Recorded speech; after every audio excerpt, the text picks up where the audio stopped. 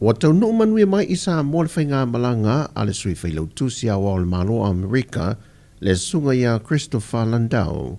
Mai o lana faigāmalaga o le a feiloa'i whaapitoa le teita'i o le atunu'u, le Afioga le Ali'i Palemia, āemaise lona toe āsiasia leo nisi o nanga o lo fesoasoani mai le Mālō Amerika mo Sāmoa nei.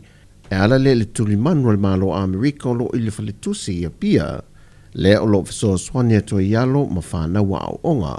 Mai tau walunga lana faigāmalaga le māliliega o le sainia i le vao le Palemia o Sāmoa.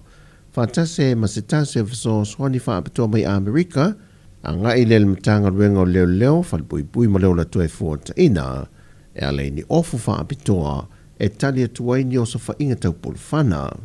Mai o le mai e o ia vaenga o mai āsiasia i le Sui Failautusi le Mālō Amerika, o na toe taliu e leo le faigāmalaga i le afiafiana nei.